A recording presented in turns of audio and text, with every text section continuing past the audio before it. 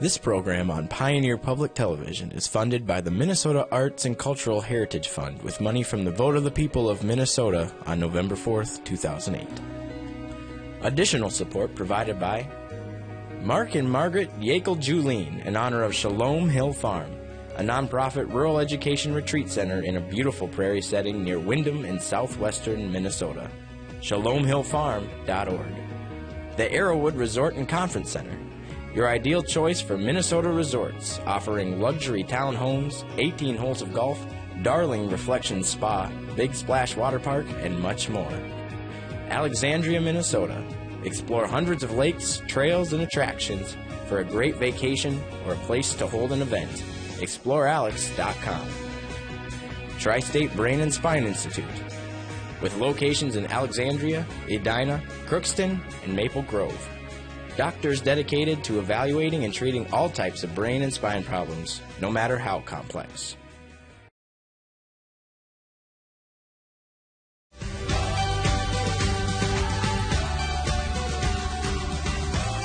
I started taking recording seriously when I was 14, focused on it in the summers, and put my other activities kind of to the wayside to really push that.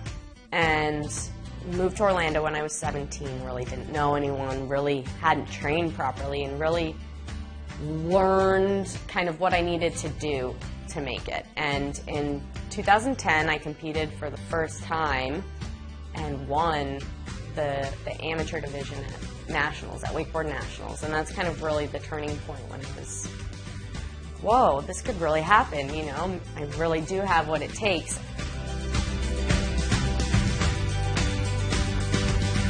Then in summer of 2011, I competed in my first pro contest, and before that had started picking up sponsors, getting active within the industry, Liquid Force, Spy, did some stuff with Malibu and Body Glove, and really had the support from those people. And those companies, you know, wanting me to represent them gave me the confidence that I needed to push my abilities and really push my riding.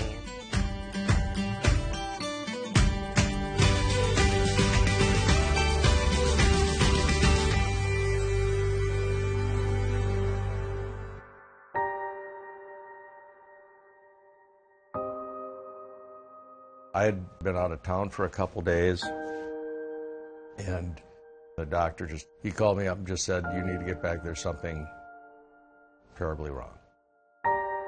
So when I was 16, I started experiencing severe bone pain in the fall of 2006. And everyone just kind of thought, you know, she's a gymnast, she's going through a lot of high impact, it's probably just bumps and bruises and aches and pains like everyone had. And the pain was severe enough where I had this feeling that there was something more serious going on. I had a little accident and needed to get stitches in my forehead, and when I was getting my stitches removed, used that opportunity to ask the doctor, I have this pain, what's going on? And eventually he took a blood sample, and the blood sample came back with some very startling result, and from there I saw a specialist and found out that I had leukemia.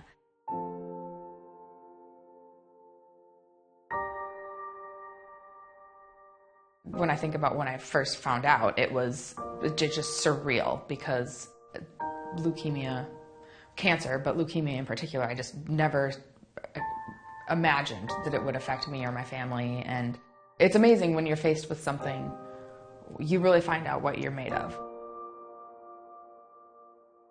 The first thing out of Lex's mouth is, okay, what do we do?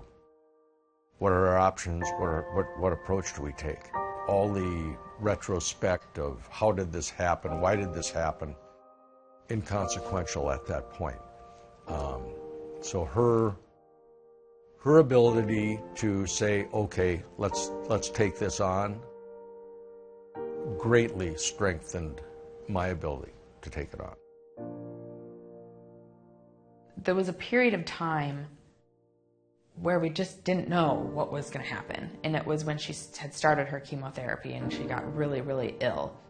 And just watching someone who had always, in my mind, been so happy and so active, and knowing that when she said she was in pain, for someone that never complained about pain, that, you know, would break bones and not cry. And, you know, when she would say, Tiff, I don't feel well. And that, you know, I knew just how awful. And so just watching her go through that and knowing how much pain she was in and not knowing if the medicine was going to turn things around and how she was going to react, that was the hardest.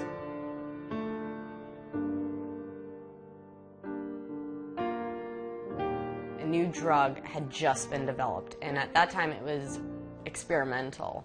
It was cutting edge, and luckily I was one of the first people to be able to take it.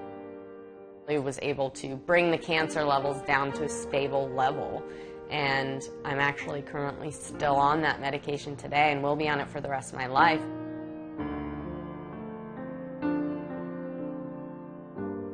Her sister said, nobody's ever really done anything for her since this has happened, talking about the diagnosis. And her sister said, I'm going to make sure that she gets to go to Florida and wakeboard because that's what she wants to do, and I'm going to take her there. And when she was still, you know, recuperating physically from, you know, first beginning her chemo treatment to the time that she was supposed to have her bone marrow transplant, which never happened, by the way. Still, she responded so well to the meds that they decided that it was just a little bit too dangerous. You know, a risk you just don't want to take if you don't have to, especially with, again, with all the progressions that they're making in treatments and medications. The doctors decided, you know, she's young and healthy, let's just hold off and she'll continue to take her medicine. And the transplant is always an option, but decided to hold off for then. But at that point we didn't know. So yeah, we came to Orlando to get on the waters as soon and as much as possible.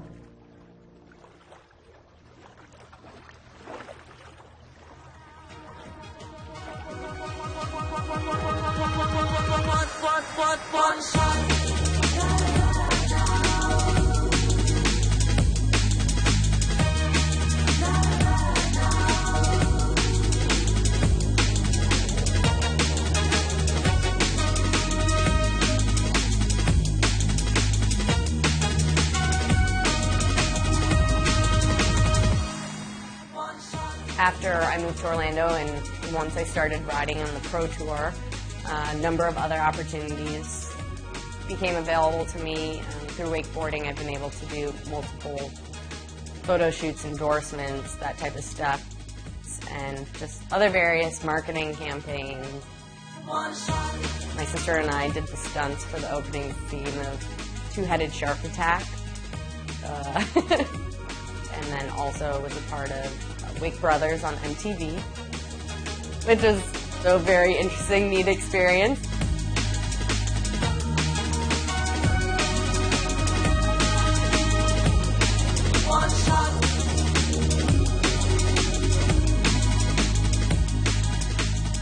There are a number of projects that I have my hands in right now that I'm kind of just waiting to see where they take me. I would definitely love to stay in the entertainment industry. Something sports-based or entertainment-based is really what I would like to do long-term. But for me and my condition and my situation, it's really important just to take it one day at a time and kind of, you know, let things evolve naturally and really just do the best I can every day and not make too many long-term plans.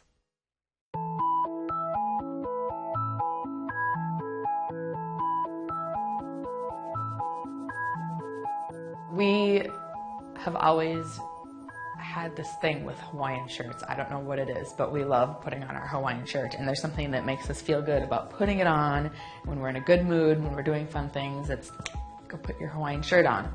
And, you know, we've always thrown around the idea of, you know, what we would want on our Hawaiian shirts, and then one day we're like, why don't we just do this ourselves?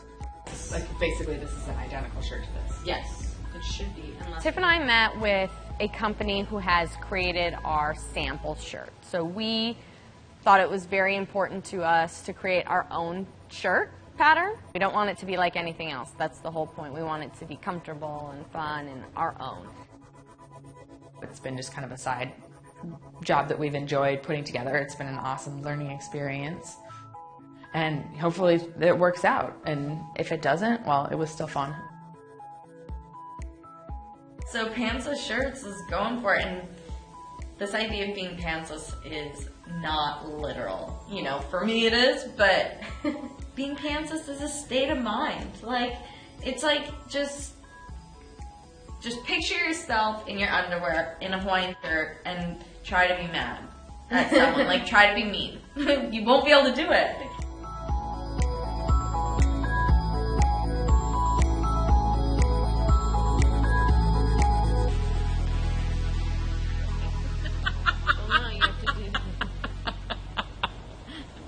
Wait, 1, 2, 3, 4 fingers. I have 4 fingers. This is why I'm not making the damn logo. Okay, you can't really talk about myself, but yes, I get your idea. Okay, I get your point. Over the past year and a half, decided to write a book about my cancer journey and my experience, and it's really a story less about cancer and more about overcoming hardship through teamwork, through the support of my family and my friends and my community, and kind of the quirky, lighthearted way that I like to do things. I talk about serious things in the book, but I just talk about them like they were. There's no fluff. It just was a really difficult situation, and we got through it.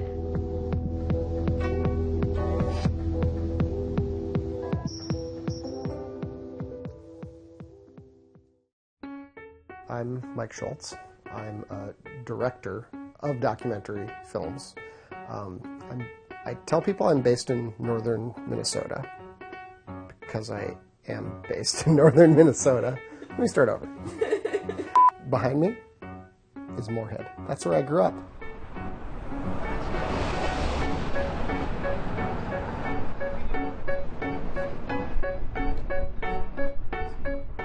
This is the opening night of the Fargo Film Festival.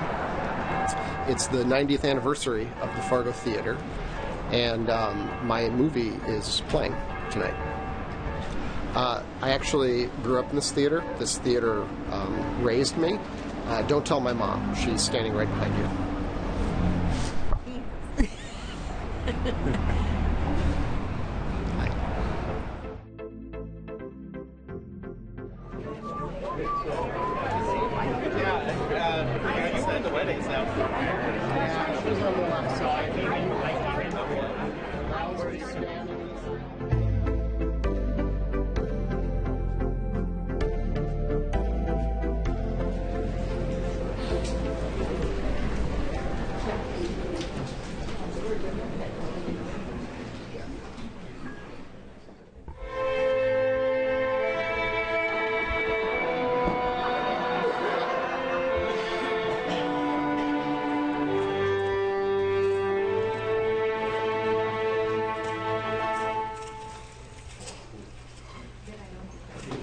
Now we're going to learn something new down here.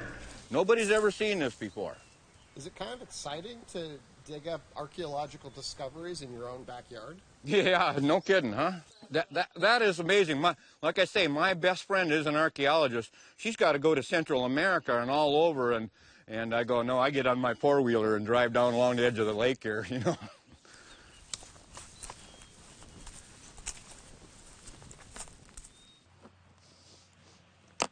It's like my traveling museum, see?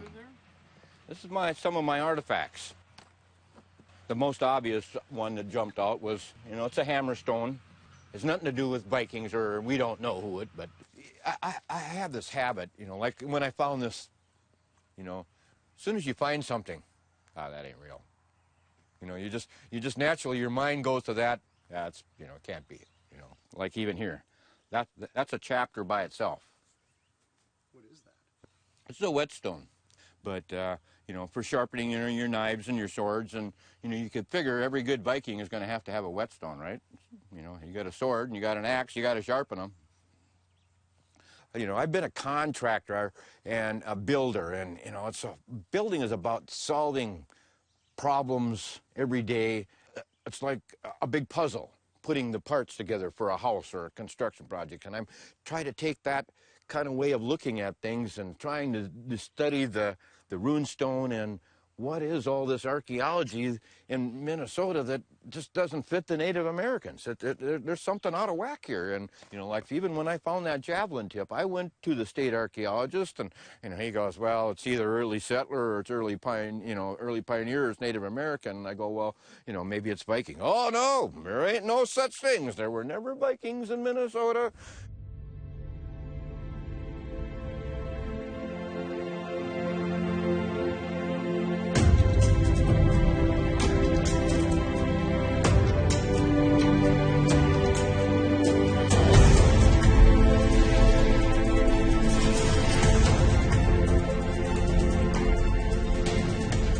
The genesis for Lost Conquest is this ongoing, decades-long argument I've had with my mom.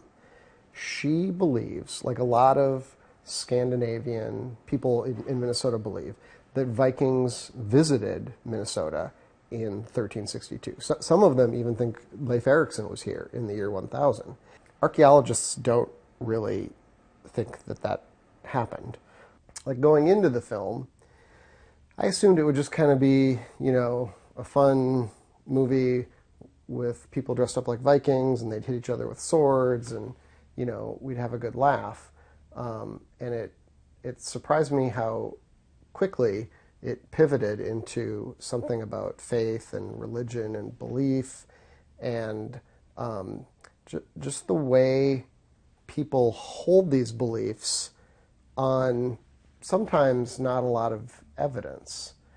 And, you know, you can point out that this evidence exists and they don't care. I mean, people believe what they want to believe in their hearts, and you can't really change that no matter how much you might want to.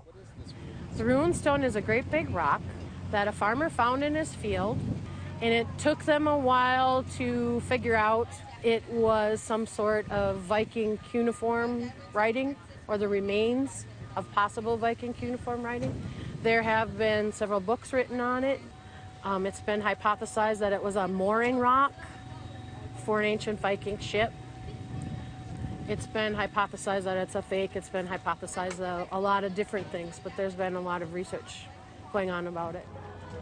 The runestone is I'll just say a monumental rock that was found on a farm about 3 or 4 miles northeast of here, on a farmer's farm. And I can't remember what his name was. Olaf Ullman. Olaf Ullman, thank you, Molly.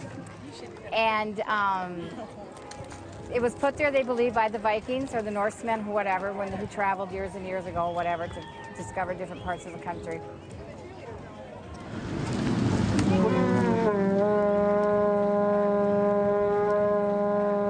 My name is Lloyd Flotten, and today we are in the Kensington Heritage Society in Kensington. Okay, my name is Ruth Johnson. My father was born the same year, 1898, as the runestone was found, and a true believer, always a true believer that it is authentic. You are? I am, and my father was, and my grandfather was. So. When the runestone was found, my grandfather was one of the first persons to see it. This is my grandfather, Nils Flotten, and my grandmother was Tilda. After they had uprooted the tree, Olaf Ullman's son, young Edward, was there, and he brushed this soil away from this rock, and here he noticed that was carvings on it. Apparently could figure out it was runic writing. I think a lot of the Viking artifacts have been found in west central Minnesota because a lot of Scandinavian immigrants happened to settle there. And I don't think it's a coincidence that they found these artifacts. I think that, I don't think they're necessarily, you know, making these things up or pulling pranks on us. They just see what they want to see to remind them of their home in Scandinavia that they, you know, probably miss.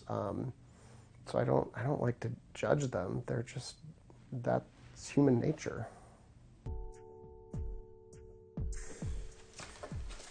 Would you mind showing us the sword? Sure will. Follow you over there. Go over here to start with.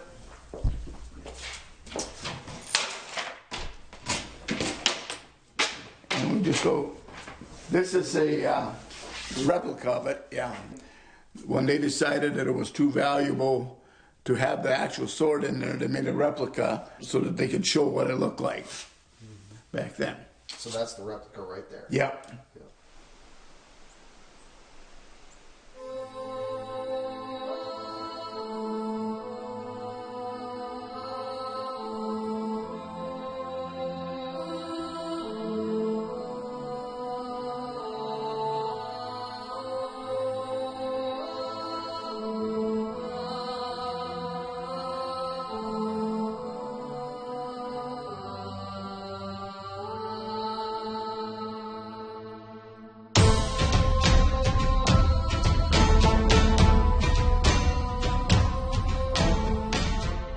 This gentleman here, Hans Hansen was his name, and you can see from this picture here that is on the wall in our mural here, he was plowing in his field and he turned over his sword here, and that he believed that it had come from Norway because the design that's on that sword, that same design was carved in a church door in Norway that went back to the year 1250.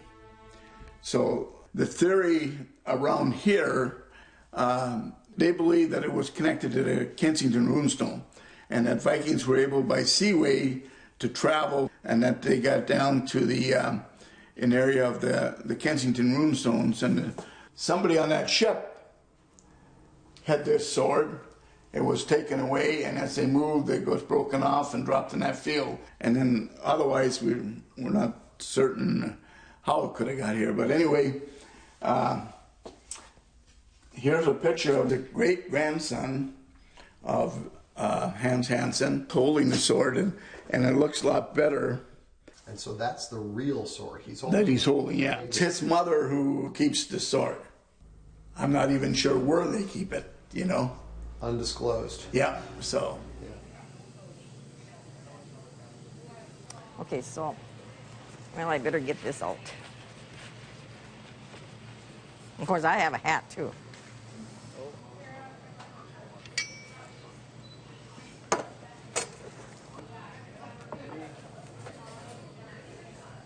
Now I'll really screw up my hair. I just put...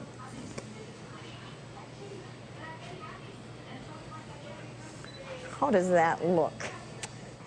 My name is Beverly Hildy. I was married to Omar Hildy from Ulen, Minnesota. And his grandfather found this old sword. My husband passed away in 1980, so my 3 kids are owners of this sword.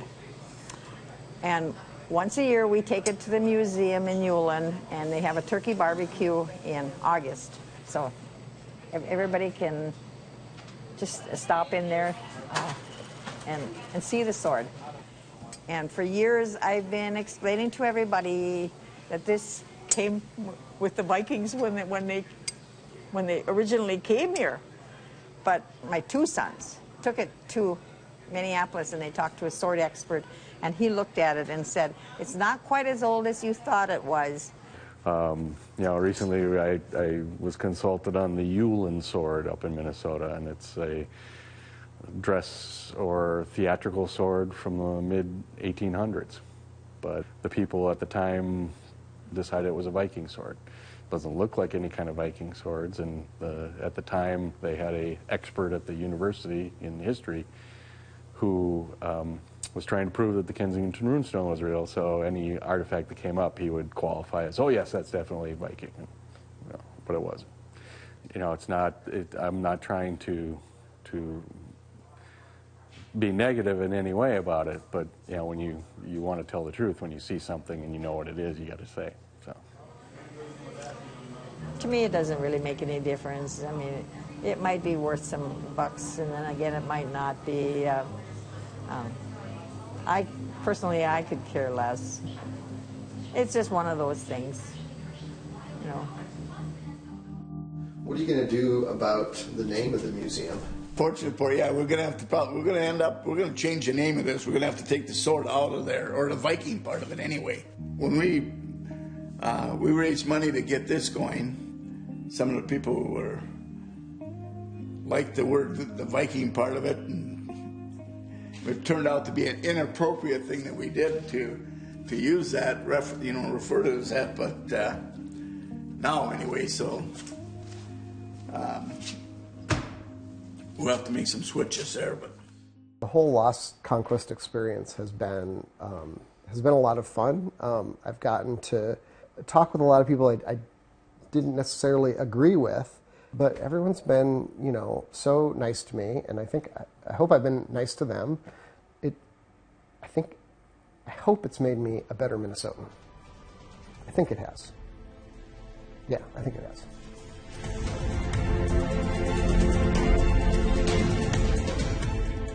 The runestone, even if it's not real, it's still inspiring because, this farmer did this hoax that people still are arguing about. And if you look at the runestone, it's a gorgeous piece of art. I guess it's folk art if you believe that a farmer did it in 1898. But, good for him. He did this artwork that they built a whole museum around in Alexandria. And, tons of people go and look at it and argue about it and, love it.